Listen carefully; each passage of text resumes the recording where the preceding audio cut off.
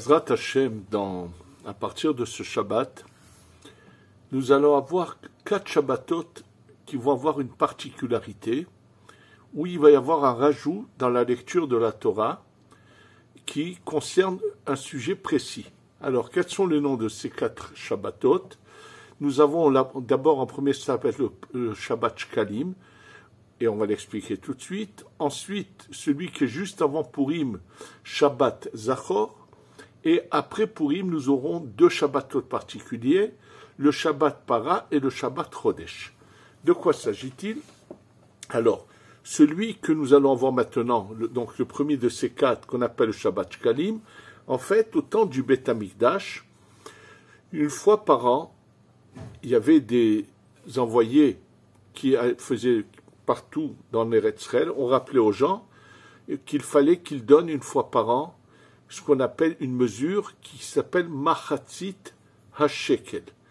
En fait, le Machatzit HaShekel serait, pour que vous ayez une idée, quand quelqu'un fait le rachat de son enfant et qui doit donner ce qu'on appelle les 5 Selaim au Kohen, le 10e de cette somme est l'équivalent de ce qu'on appelle le Machatzit HaShekel.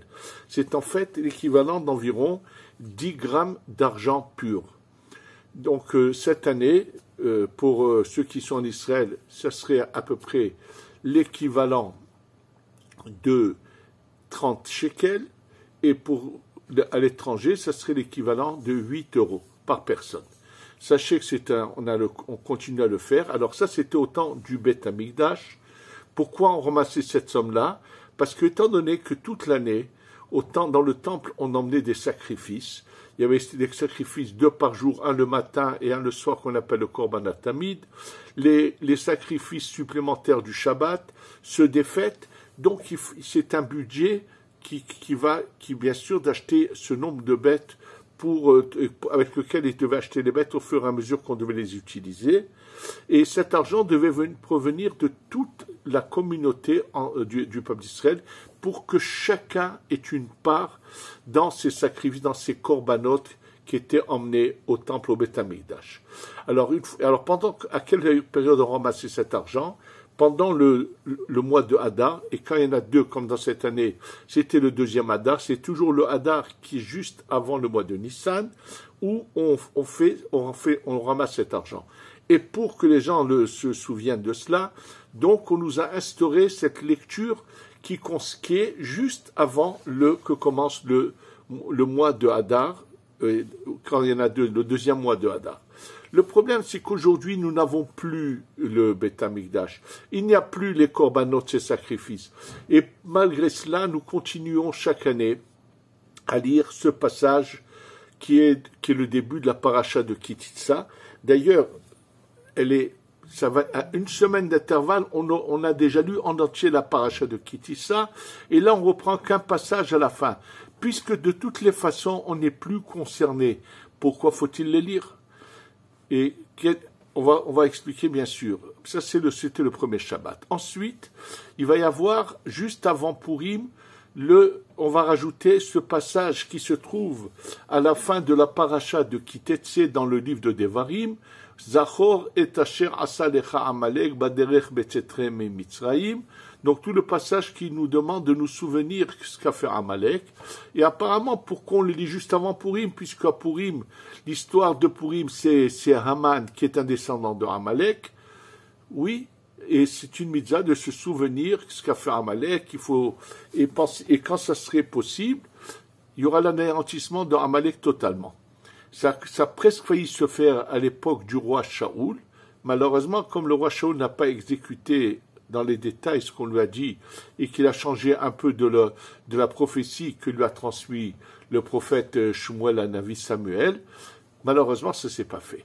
Ça, c'est le 2e Shabbat. 3e Shabbat, c'est ce qui concerne la purification, étant donné que nous sommes juste quelques jours avant le mois de Pessah, avant le mois de Nissan, où il y a la fête de Pessah, où nous devons emmener le Korban Pessah, l'agneau pascal, donc dire aux gens comment ils doivent se purifier.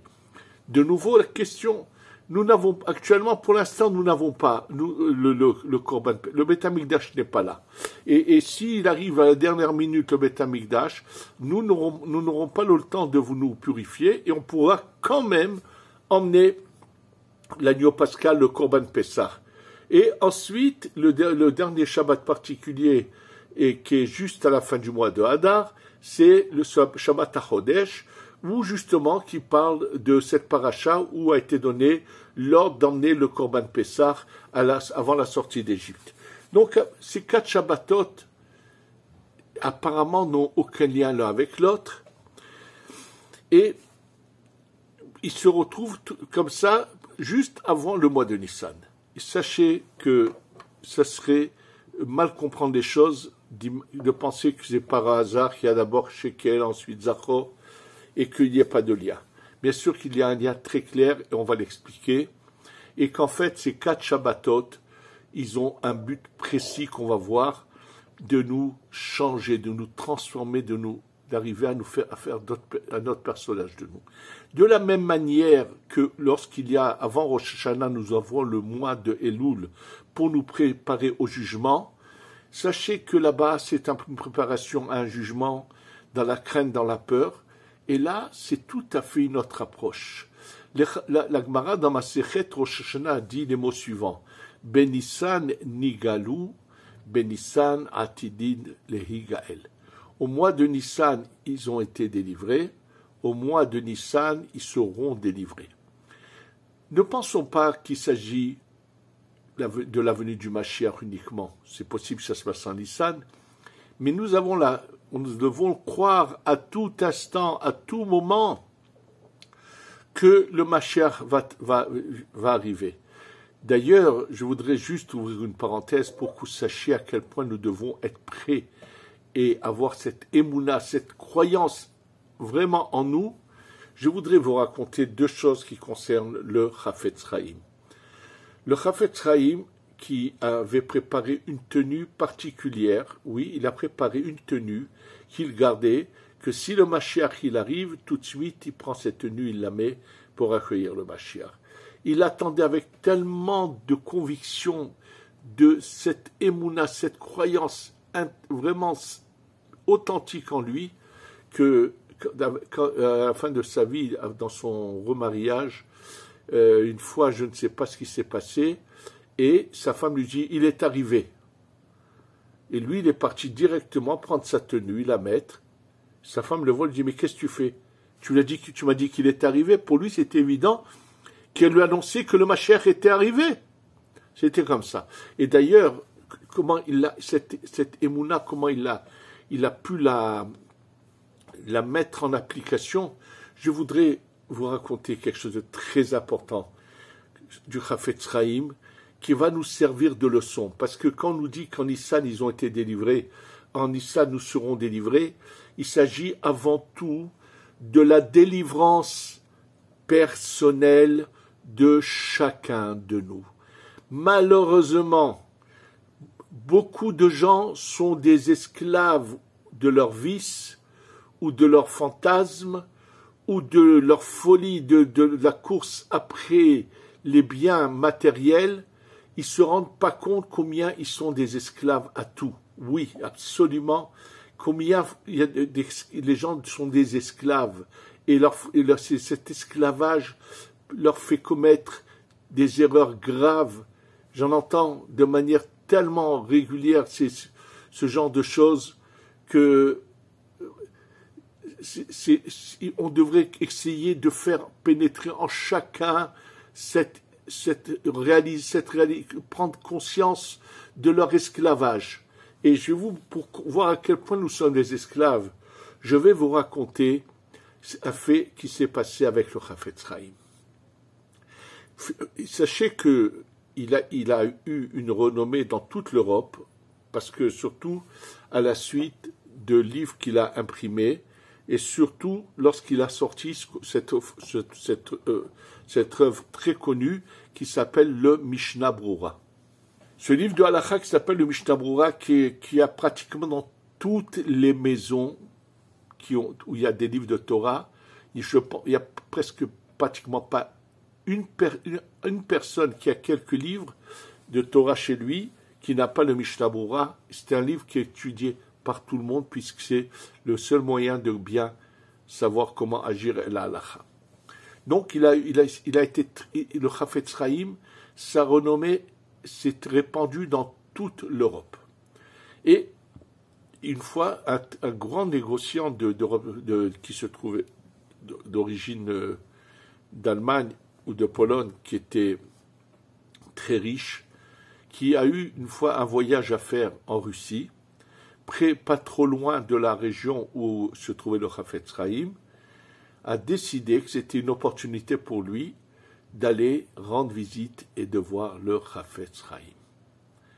Il en avait entendu parler, mais il voulait le voir, surtout qu'il avait une yeshiva très connue dans une petite ville de Russie qui s'appelait Radin. C'est là-bas que se trouvait sa yeshiva et lui habitait là-bas.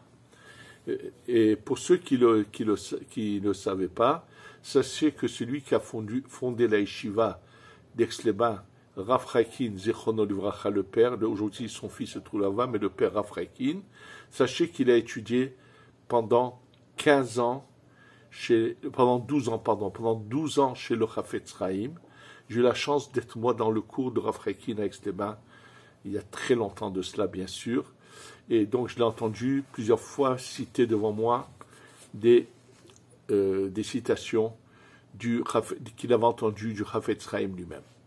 Et donc, c'est le Chafetz Chaim qui un jour a appelé cet élève qui s'appelait Rav Chaikin, qui n'était pas encore marié, et qui lui a dit, écoute, tu vas aller en France, bien que sa famille habitait pas loin de là-bas, et tu vas aller ouvrir une yeshiva en France.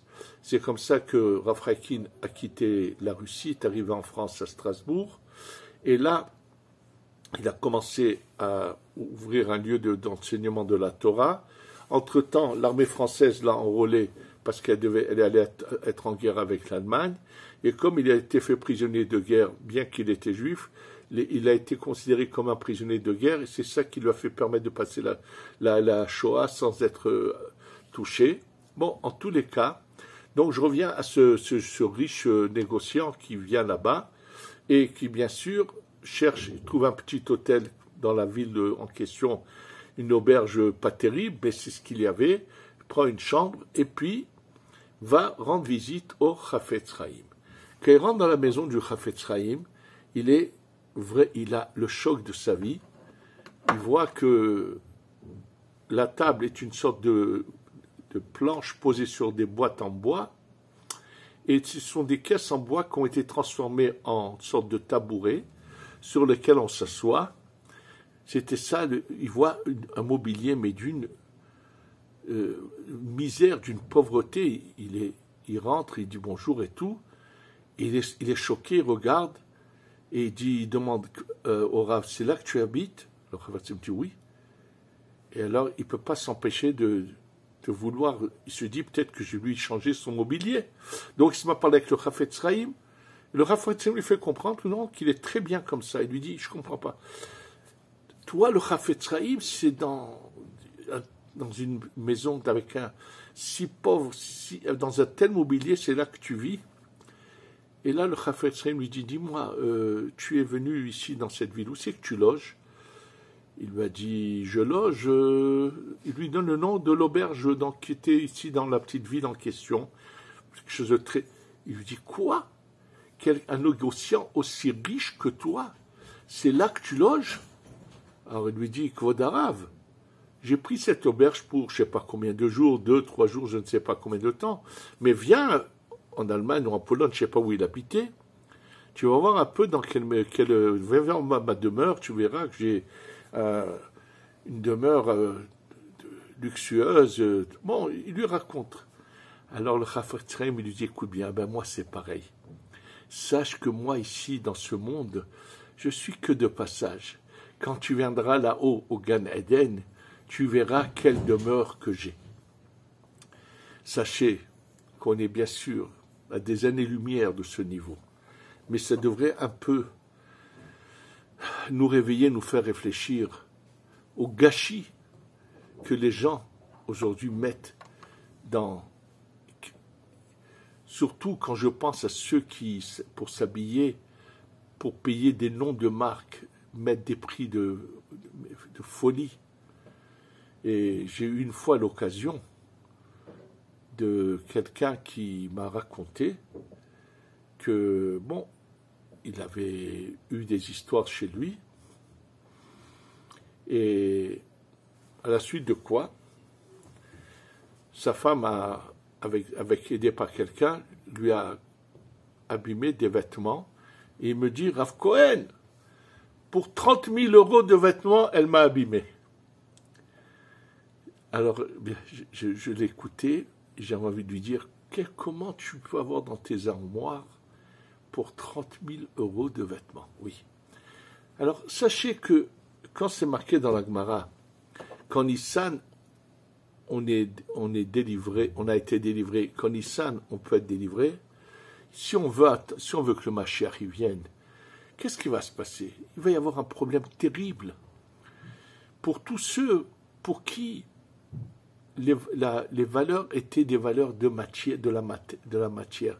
C'est-à-dire ce qui était même des gens très pratiquants, mais ce qui était primordial pour eux, c'est la matière. Combien ça va être terrible pour ces gens quand le Mashiach va venir. Ça va être terrible, oui, parce que tout d'un coup, tous leurs fantasmes vont s'effondrer, ils seront complètement à côté. Comme le dit, vous pouvez le regarder dans le Rabbi Elimelech de Liginsk, dans son commentaire Noam Elimelech sur la Torah dans Vayikra, où il parle que lorsque le Mashiach arrive, il dit tous ceux qui pratiquaient la Torah, mais pour qui l'essentiel c'était aussi le bien-être avant tout, qui pensaient à leur confort matériel, c'était ça l'essentiel dans leur vie, bien que c'était de bons pratiquants. Et là il dit le Mashiach les emmène devant la mer de Yafo et va faire quelque chose pour que tous les trésors engloutis dans la mer vont venir s'éjecter sur le bord de la mer à Yafo près de Tel Aviv. Et il va leur dire, servez-vous. Et bien sûr, quand ils vont voir tous ces trésors, ils vont chercher à en prendre un maximum. Une fois que chacun aura pris le maximum qu'il puisse, il leur dit, allez, on repart à Yerushalayim. Et là, en revenant à Yerushalayim, tout d'un coup, ils voient le Mashiach avec les tzadikim se mettre à voler comme des oiseaux et monter. Il leur dit, maintenant, il y a un shiur au Gan Eden, on va monter, écouter un shiur d'Akadosh Baruch Hu. Il dit, tous ceux qui auront ramassé ces quantités d'or et de pierres précieuses, de tout ce que vous voulez, aussi veulent monter, mais ils se sentent lourds, bien que le corps ait commencé à se métamorphoser, puisque avec la venue du Mashiach, petit à petit, notre corps va devenir spirituel, la matière va se changer, va se métamorphoser. Et là, ils n'arrivent pas à décoller. Et ils appellent El Mashiach, et nous? Il leur dit, mais vous, qu'est-ce que vous avez cherché dans la vie? Ça veut dire que finalement, ils vont mettre du temps à se métamorphoser. Ils étaient trop collés à la matière. Comme a dit un jour un tzaddik nistar qui s'appelait Rabbi Chaim Todros Tefilinski, Zecher Tzaddik Vekadosh Uvracha, qui était ici à Yerushalayim, qui était très, très aimé de Baba Saleh, de Baba Meir. Bon, j'ai eu la chance de le connaître et de le voir plusieurs fois. Et un jour, il m'a dit, quand on s'assoit par terre, on se salit. Ça veut dire que si on se colle à la matière, alors on s'abîme, on n'est pas soi-même. Et chaque année, Akadosh Baruch Hu nous donne la possibilité d'avoir notre délivrance personnelle. Il faut qu'on commence par cette délivrance personnelle. Si le maximum d'entre nous essaieront de se délivrer personnellement, ça sera la meilleure manière de faire venir la Géoula, la délivrance totale. Oui, il faut qu'on commence. Alors ces 4 Shabbatot sont là pour nous aider à arriver à ce but. Et c'est ça ce qu'on va voir maintenant.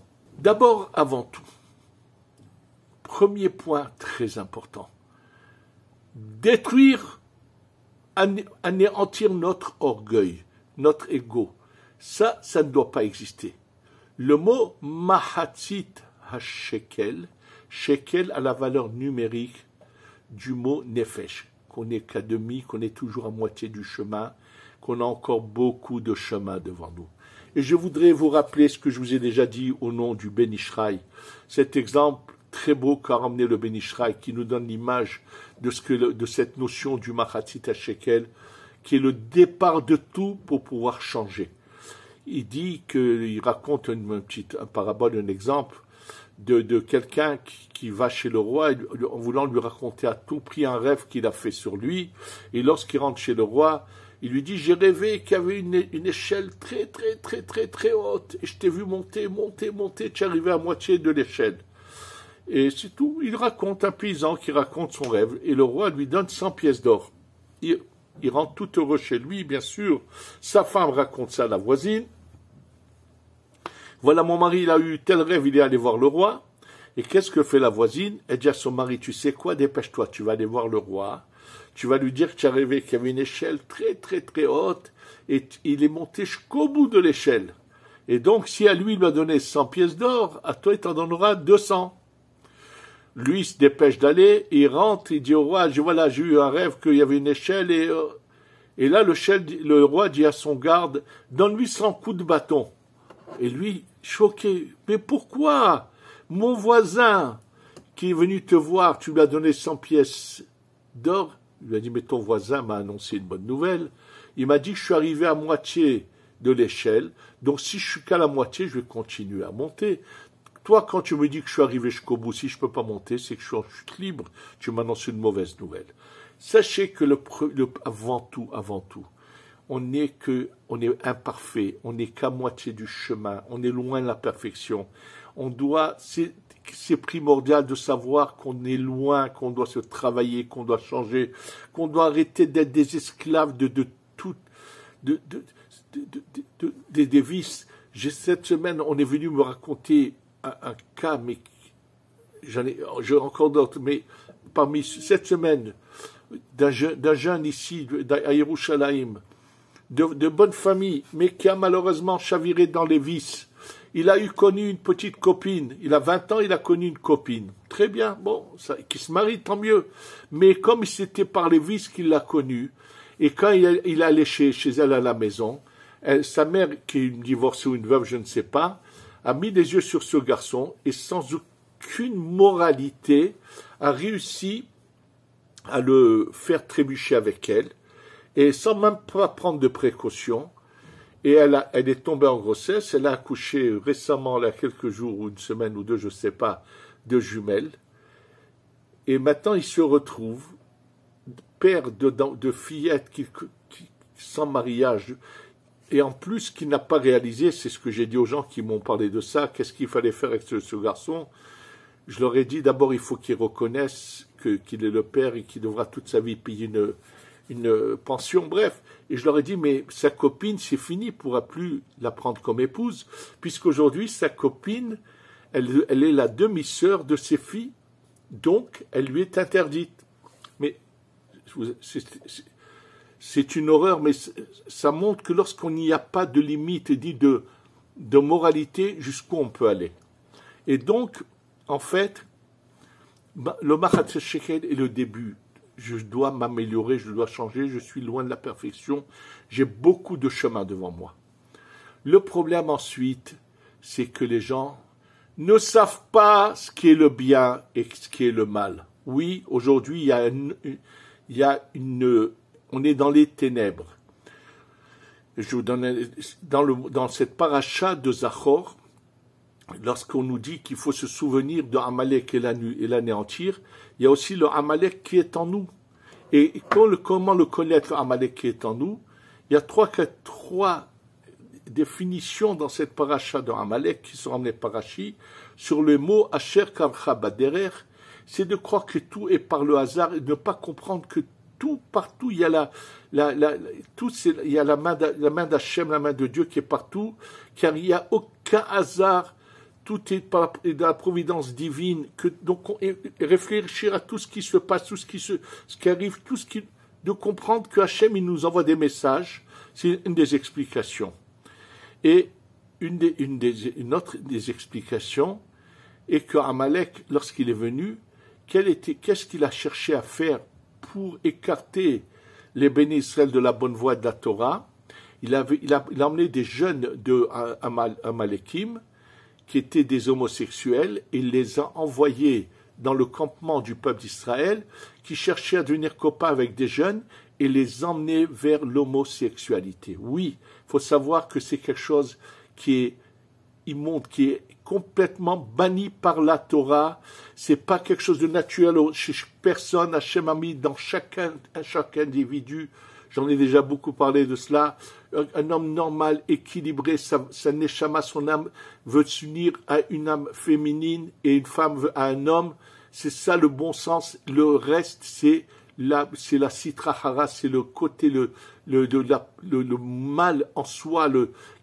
Et ça, aujourd'hui, presque, on pas seulement qu'on tolère, qu'on comprend, et on ne se rend pas compte qu'on est en train d'aller complètement à l'inverse de la Torah.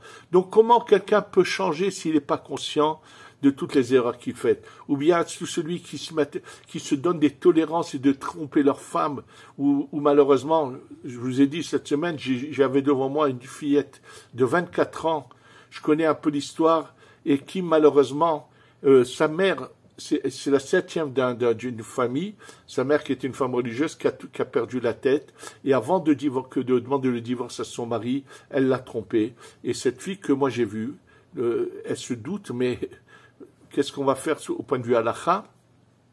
C'est ce qu'on appelle une mamzeret, mais on n'a pas de preuve, puisque ça s'est passé pendant que elle était encore mariée, et apparemment, malheureusement, c'est triste. Mais ça veut dire que il faut savoir que les vices sont quelque chose de totalement contre l'esprit de la Torah, qu'ils arrêtent, surtout je m'adresse à un public français qui malheureusement n'est pas, où j'entends des horreurs, des bêtises, où les hommes qui soi-disant sont pratiquants se donnent des tolérances pour aller voir ailleurs, alors que c'est quelque chose qu'il faut savoir qui est complètement à l'encontre, à l'inverse de la Torah, et qu'ils auront des comptes à rendre tous ceux qui font ce genre de choses. Et à plus forte raison, c'est pareil pour les femmes, de savoir respecter les lois de la Torah, la Nida jusqu'au bout. On veut se préparer à recevoir le Mashiach, il faut savoir réceptionner en nous cette lumière. Et une fois qu'on a compris tout ça, alors il faut commencer à se purifier.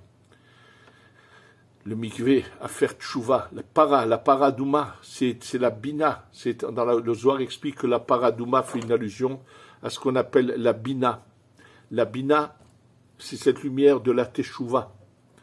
Et vraiment se changer, se purifier, et après, devenir un autre personnage. Oui, les gens des fois me disent, c'est possible de changer? Oui, c'est possible. On peut totalement changer d'une extrême à l'autre. Et il y en a eu des cas de gens qui avaient mauvais caractère, qui étaient coléreux, qui avaient beaucoup de choses, et qui ont réussi, grâce à la Torah, à totalement changer. Et à ce moment-là, c'est la délivrance. Sachez que si on veut la Géoula Shlema, et croyez-moi que c'est pas seulement si on veut la Géoula Shlema, celui qui veut vivre dans le bonheur et être heureux, c'est en se travaillant pendant cette période, pendant ces 4 Shabbatot, se travailler pour enfin devenir. Pourquoi le mot Chodesh Hazeh vient du mot Chadash, renouveau. C'est comme la lune qui a disparu, qui revient, et c'est pour ça que dès que commence le mois de Nissan, il y a cette bénédiction. On sort dans les champs et on voit les arbres en fleurs et on fait une bracha. Qu'est-ce que ça veut dire? Ces arbres qui, pendant l'hiver, ont l'air morts, se mettre à revivre. L'homme est comparé à l'arbre des champs.